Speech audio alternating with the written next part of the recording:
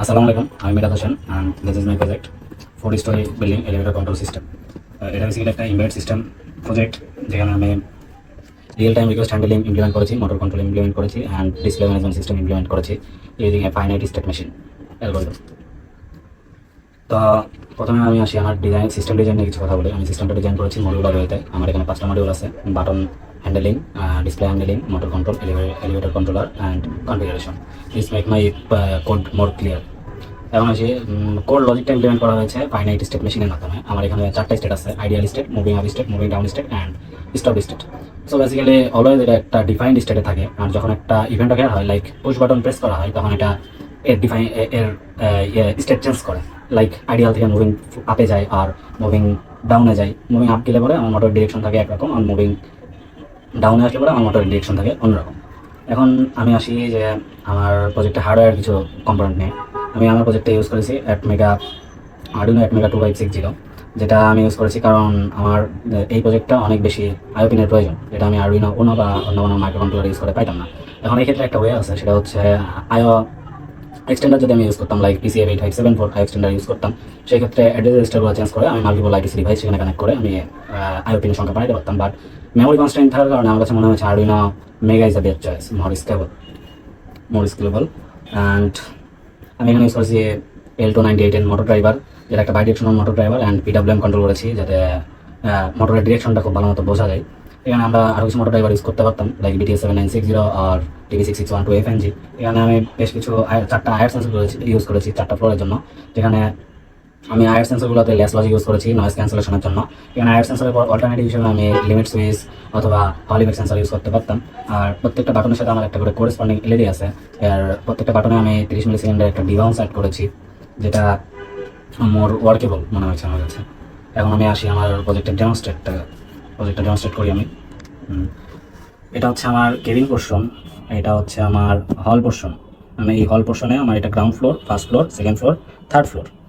আর এই যে হলুদ এলইডিগুলো, ইয়েলো এলইডিগুলো আমার রিপ্রেজেন্ট করতেছে উপরে যাওয়ার বাটনগুলো, আর রেড এলইডিগুলো আমার রিপ্রেজেন্ট করতেছে নিচে নামার বাটনগুলো। এখন দেখেন, আমার এলিভেটর যদি গ্রাউন্ড ফ্লোরে থাকে, তখন এখানে দেখাচ্ছে আমার ওলেড ডিসপ্লেতে আমি দেখতে পারবো যে আমার এলিভেটরটা গ্রাউন্ড ফ্লোরে আছে। আর কোনো রিকোয়েস্ট এখনও কেউ আসে নাই, কারণ কোনো রিকোয়েস্ট আসলে পরে সেটা আমার একটা অ্যারেতে সেট হবে, আর সেই অ্যারেটা আমার এখানে শো করবে আপ অ্যারে, ডাউন অ্যারে। এখন আমি দেখি যে রিকোয়েস্ট হ্যান্ডলিং করতে পারে কিনা ঠিকমতো হলের রিকোয়েস্টটা। যেমন আমি ফার্স্ট ফ্লোরে একটা রিকোয়েস্ট দিলাম আর সেকেন্ড ফ্লোরে একটা রিকোয়েস্ট দিলাম, সেটা উপরে ওঠার জন্য।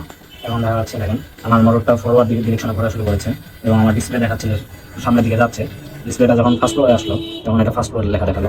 তখন এখান থেকে কোনো রিকোয়েস্ট না পাওয়ার পরে সে আবার ফরওয়ার্ড দিকে ঘোরা শুরু করেছে এবং সে আবার আমার সেকেন্ড ফ্লোরে পৌঁছে গিয়েছে।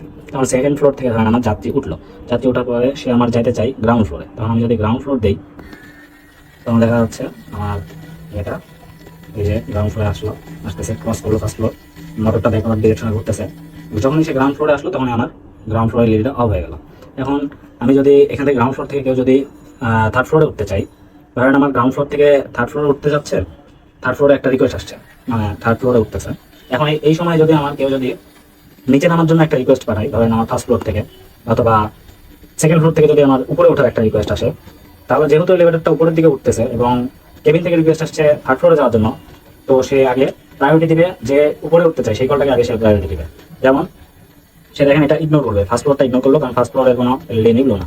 এবং সে যখন ফার্স্ট ফ্লোরটা ক্রস করবে, সে যাবে হচ্ছে সেকেন্ড ফ্লোরে গিয়ে সে তার যাত্রীকে তুলবে, তোলার পরে সেই যাত্রী ফোর্থ ফ্লোরে যাবে।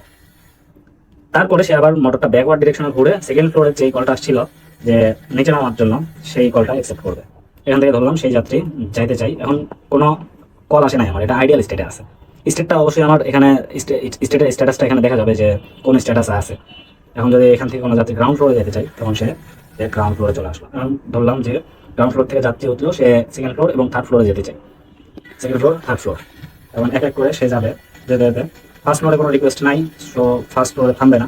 তারপর সেকেন্ড ফ্লোরে আমার রিকোয়েস্ট আছে, মানে সেকেন্ড ফ্লোরে থামবে, আবার মোটরটা ফরওয়ার্ড ডিরেকশনে করতেছে, ফার্স্ট ফ্লোরে থামলো, দেন আবার সামনের দিকে যাবে। সে যাওয়ার পরে সে থার্ড ডিরেকশনে গিয়ে থেমে গেল। এখান থেকে কেউ যদি আবার ফার্স্ট ফ্লোরে আসতে চাই, তাহলে সেখান থেকে সে ফার্স্ট ফ্লোরে আসলো।